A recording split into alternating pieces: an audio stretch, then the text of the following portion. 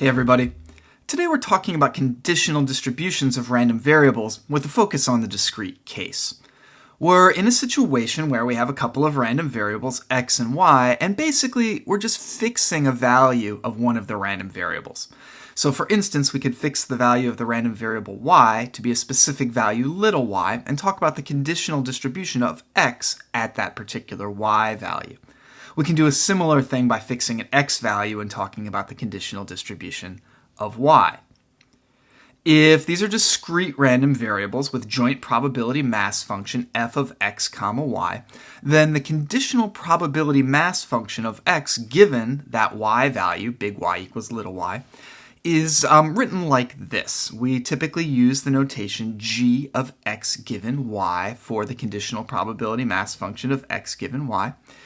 And that's equal to f of x comma y, so the joint probability mass function, the probability that x is equal to x and y is equal to y, divided by the marginal probability function with respect to y at the specified value little y, which is just another way of saying the probability that the random variable y is equal to that specified value little y.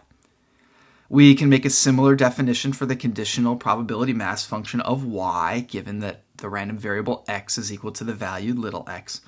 And we typically use the notation h of y given x for that. The definitions are exactly the same when x and y are continuous rather than discrete, except that in that case we're talking about density functions rather than probability mass functions. And so I'm not going to go into that in any depth in this vid. Let's do an example. I think that makes everything a little bit more clear. So here's a joint probability distribution for a couple of random variables x and y. I want to compute the conditional probability distributions g of x given that y is 3 and h of y given that x is 3. So if you'd like, you can pause the video here and try this on your own before seeing how I'm going to do it. So finding g of x given 3 means computing the probability that the random variable x is equal to whatever specified value little x, assuming that y is equal to 3. And we have to do that for all possible values of little x. Similarly, finding h of y given 3 means computing probabilities for y, assuming that x is equal to 3.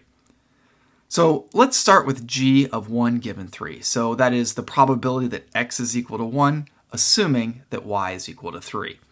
I'm just going to use that definition. In the numerator, I'm going to put f of 1 comma 3, which just looking at the table is 0.10. And in the bottom, I want to find the probability that y is equal to 3. So finding a marginal probability. And so I'm going to add up all the joint probabilities for when y is equal to 3. That's 0.10 plus 0.07 plus 0.11. I do add a little bit of arithmetic. I get 35.7%.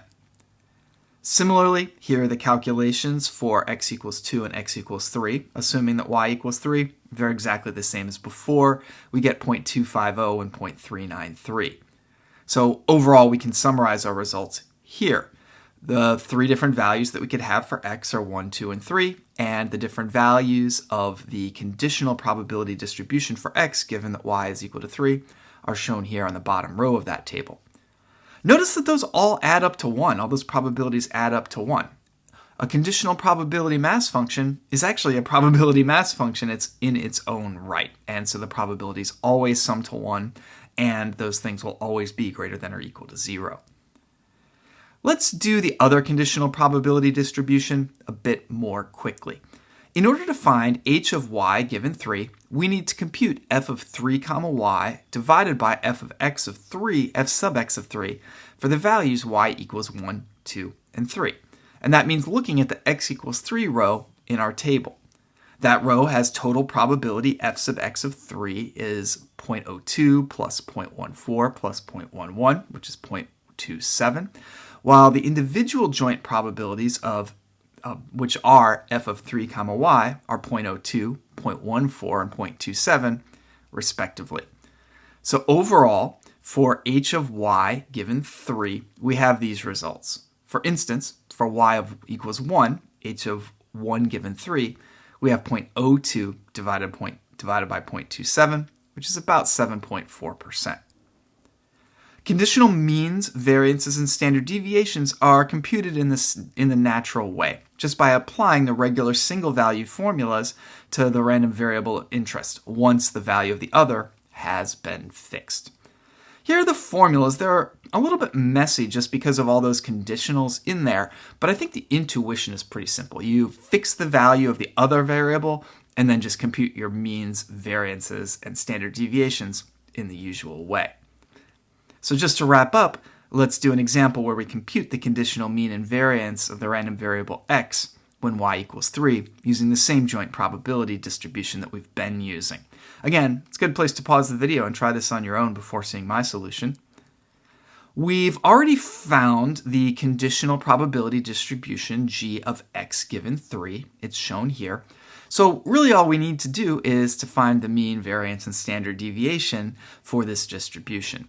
We do the expected value in the usual way. We take the individual values that the random variable can take, weight them by their probabilities, add up all those results, we get about 2.04. Similarly, we do the expected value of x squared, assuming that y is equal to 3, by adding up the sum of the squares of the values of this random variable, each multiplied by the respective probability. We get about 0.489. And then finally, we compute variance by doing the expected value of x squared, given 3, minus the expected value of x given 3, quantity squared. When we do out all that arithmetic, we get a variance of about 0.749.